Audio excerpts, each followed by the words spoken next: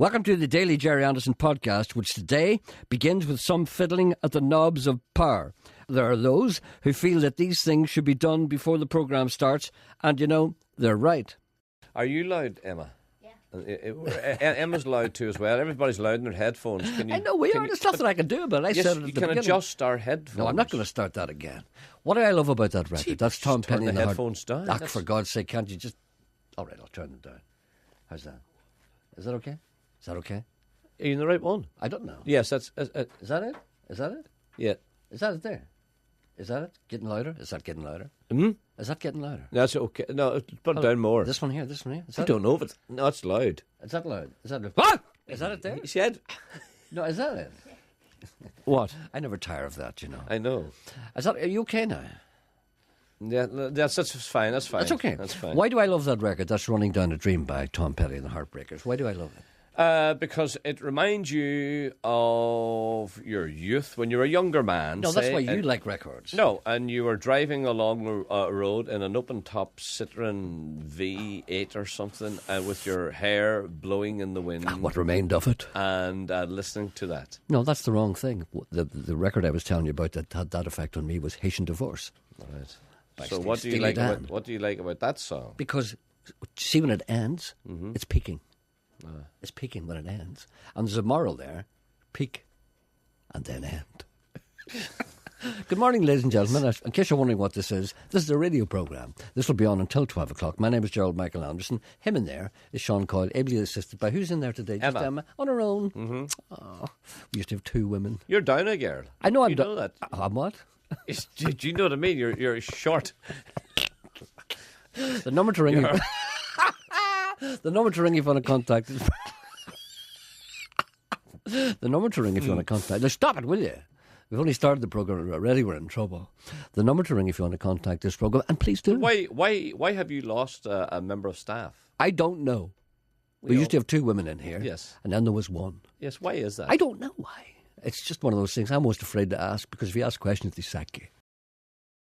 Mr. Coyle's teeth are falling out, giving the staff ample opportunity to count the rings on them. A dental appointment is sought.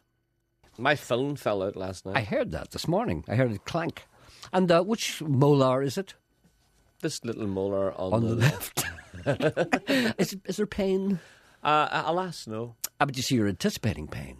You see, when the filling falls out, you think it's going to give you pain later on. But you see, this is what I want to ask you now. Yes. You see, I'm trying to phone the dentist this morning, but of course you can't get through, as you Absolutely know. not. But I know what they're going to say to me when I say, "Can I have an appointment with the dentist?" Blah, Okay, blah, blah. okay, I'll be the girl, right? All right then. Hello. Ring. Hello?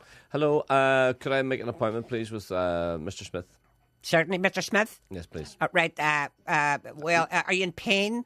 You see, it's the first. I see. That's what I want to ask you. Do I lie? I'm not in pain. You see. No, but lie. No, but I can't. Go on, lie. Are you in pain? Yeah, a bit of pain. Do you want to be seen right away? If at all possible, that'd be great. Listen, the only problem is I would either need an appointment after 5 o'clock or After 5? or first thing in the morning. First thing in the morning or after 5? If you could. And you must be wild pain. You in wild pain? Well, Is it sore? there's Is it wild sore? a fair bit of discomfort. All right then. Look, we have a Thursday afternoon. Thursday afternoon, all right? No, what time? 4 o'clock. No, it has to be after 5. Should we go home at 5? Well, then, could you give me an appointment first thing in the any morning? Hold on, I'll look at my book. Right. Here's 11. No, I need first thing in the morning. What do you call first thing? We don't get up to 10. Well, do you not open at 9? Yeah, but I don't be here. Neither does the dentist, Mr. If I had an Smith. appointment for around 9:30, it'd be perfect. 9:30, hold on a minute. I've got one here. Is it wild sore? Tuesday. I'll give you got a Tuesday, 9:30.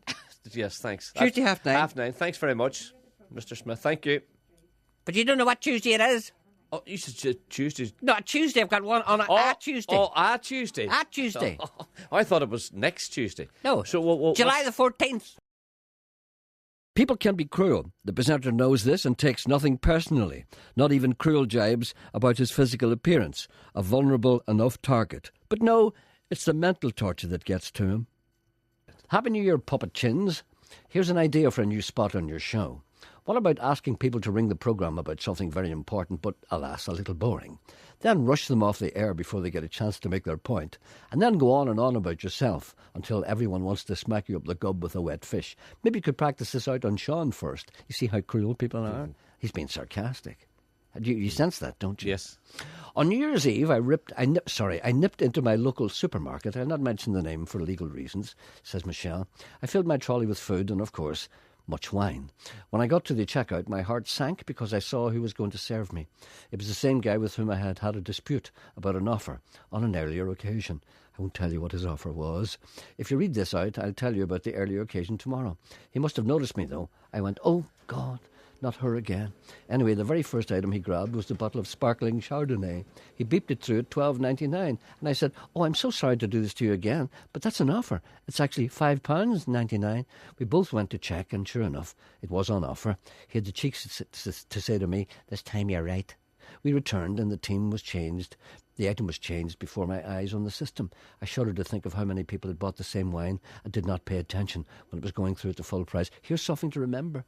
Whenever you've got an offer in the supermarket, it doesn't apply to you because you don't go to supermarkets. No. Sometimes they don't check it up. You must always check that. Don't read this out. Oh, jeez. Don't read this out.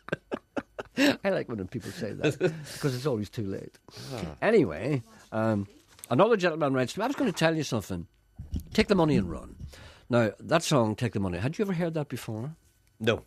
I like that song. There's a principle behind that, and there's a little advice in that, Take the Money and Run. And I was thinking during the course of that record, I used to do that. You still do it? No, I don't. Mm-hmm. No, I don't. See, this is the thing that you haven't noticed about the change in my personality and my modus operandi. And I hate to be talking about myself all the time, but it's a mistake I'm going to say to people out there. There are people out there who haven't gone back to school yet, young children, listen to this programme, and their parents are telling them to be accountants, to be lawyers, to be solicitors, don't do it. Because that's just for money. There's no satisfaction in any of those jobs. And people always say, earn the money, take the money and run. Don't do it. The saddest people we know have taken the money and run. Look at Hugo. Look at Eamon Holmes. Look at them. All the money in the world. What have they got? Look at me. No money. And what have I got? I don't know. I have no money. No money at all. No, you're a money grabber. I'm not. That's a cruel thing to say. You know I'm not. Money grabber. I don't do things just for money. The taff. I used to, but I stopped. I saw the light. When did you stop? Tomorrow. A listener rings looking for arcane objects. The presenter's eyes glaze over rapidly. Jerry, I'm one of these boys that comes on torturing you, looking something stupid. No, there's nothing wrong with that. This is why we're here, to be tortured. Right. Well, I'll torture you. I'll tell you what I'm after. I'm after, you know, the grills that go into fridges that you would set your butter on or your ham and your cheese and stuff on.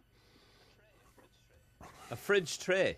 Yes. Yes. The grills, the white grills, they're usually white plastic. Yes, with the bars. Yes. Yes, exactly.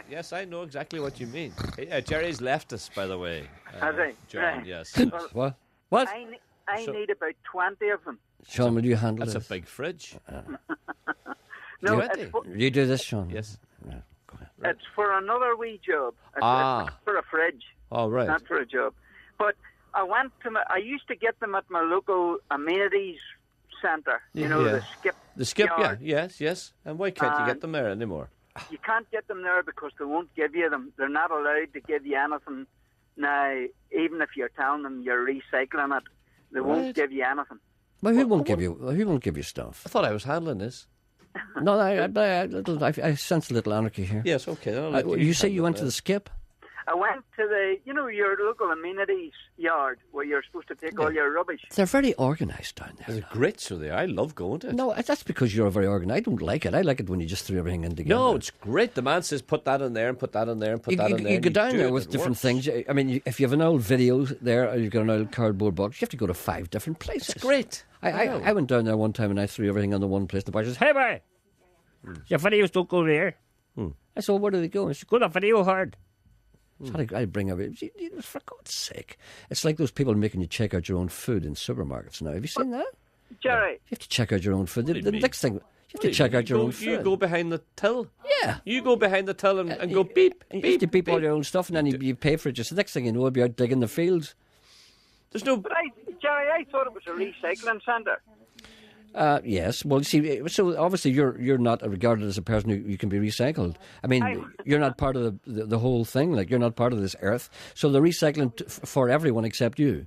Well, So in other words, in other words, what you're saying is, if you go down and say to a man, "Listen, can I have that wee bit of that fridge there?" I said, "Sorry, no, I can't do that now." Well, I actually asked him that. And why? What was his excuse? Why did they say you couldn't? I'll tell you what he said first. right. Tell him there was about 20 fridges sitting over in the corner, and I says, would there be any chance of getting the grills out of them fridges? What do you want them for? And I told him what I wanted them for. He says, no. I says, why not? He says, there's copper in them. I says, there's not copper in them. I says, there's copper in the grills at the back of the fridges, but I don't want them. I says, I just want the white ones for a wee job I have at home. But he couldn't give you to them. He couldn't give them to you then He because told me that it was more than his job was worth because everything was closed-circuit TV now, and if Antrim Borough Council caught him giving me them white grills out of the fridges, he wouldn't have a job to go to in the morning. So in other words, you throw stuff away, right? Yeah. And if they give it to anybody else, they sack the person who gives it to somebody else. Exactly. I said, sure, I'm recycling them. That must be the same person them that grills. that must be the same person that brought out the law that if you clear the ice from the front of your house or shop, that you are liable if anybody slips. That sounds like the same person who done that. Yeah. So in other words, if you give stuff away, then that's it. Like nobody else can have it. Exactly it. It's not amazing. But see, he couldn't give them to you because you proved him wrong. You see, because he was there was no way he was going to give you anything because once you pointed out to him that you knew there was copper in the back ones, but you didn't want them. No, but the closed circuit TVs, the key. No, here. but that was only his excuse. No, he was right. He's probably right. If his boss were watching that, then they see him handing over that, he thinks he's on the mick. He's What selling, kind of a boss is he's that? selling stuff. He thinks he's selling No, but he stuff. doesn't see any That's money right, coming John. in. No, but That's right. doesn't Isn't see that any right? money coming in. No.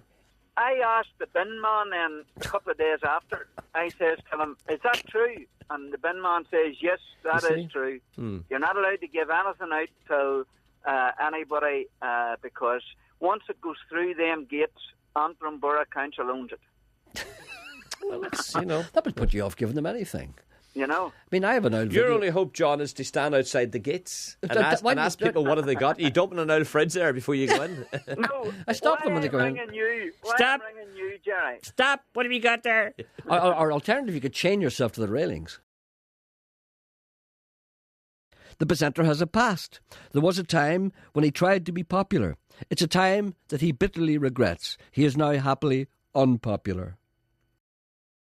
Remember I used to go on cruises? Remember I went through that hell because I thought at the end of the day that the money was worth it. But now I realise the misery I went through talking to people about Carrickfergus, talking to people about, their aunties. All that misery I went through in that cruise. You never talked to anyone. You stayed in your cabin. No, but you the ones lay I wee did talk bridgie. to, I couldn't take it anymore. The others I did all it for the thought money, you but then I changed. realised, see, I'd see at the end of it, at the end of that cruise, when I was, I nearly threw myself off the boat. Wish you If hadn't. I'd have been able to squeeze myself out of the porthole, I would have been out. That's what a group of Belfast people wanted to do with you. What was that? A group of Belfast people wanted to squeeze you through a porthole out in the ocean. You mean they said this to you? Oh, yes. What did they say? He says we would like to squeeze him through a porthole out in the ocean. What was the reason? They Because you were a didn't hateful come out. wee man. Because You were so hateful and stuck because up. I'd hit the wall. Yes, they didn't like you. But I'd hit the wall. See, you can't put me in a boat with 500 people. Every one of them wanting to talk about. We had great nights when you were down your bed, your wee legs crossed. No, but I did all that for money, watching DVDs. Yes, we watched. we were singing with Doing the Hucklebuck. We were singing with the Drifters and doing and Saturday night, I ain't got the money. we were singing into the wee small hours of the morning. It was great. And you were down. I'm You the were down girl here. who lives in the house with the what was gable. Oh, we knew how to enjoy ourselves. You didn't. Simple Simon says, put your hands in the air, put your hands in the air. Who's up? Is Alice. Who's up? Is Alice. Oh, Do do do do do do do do do do do do do do. Oh, Danny boy, the pipes are calling at Bull of Oak as the sun. So you were the very setting. boy. You were the very boy who Hold chased tight, it on- hold tight,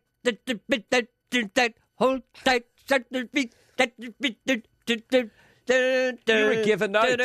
You were giving out about looking the for lack job of in the effort. city, looking for it every night and day. How do you know all the songs? Crackling Rosie, get on board. Way! That's a nightmare for me You see, but how come you know all the songs? because I used to play them all. And who was the boy out looking for that particular night on New Year's Eve night? And you were giving out saying there's no more entertainment, not even a balloon. There was nobody hugging and kissing. You couldn't get any crack going at all in Derry. Well, I never said that. Yes, I just you said did. that. I didn't you say that. complained. You I complained there was did not no complain. entertainment. Yes, you did. I didn't complain. I just said there weren't as many people out this New Year's Eve than Yeah, had you, been see, in you previous said you years. couldn't get a hug for love nor money. I know, but that's because of my condition. Yes, It's you see, skin- you wanted to do simple. You a wanted skin to put your disease. left leg and take your left leg. And I out. want to keep putting left leg in and keep it in. Something seedy is going on between Sean and Emma.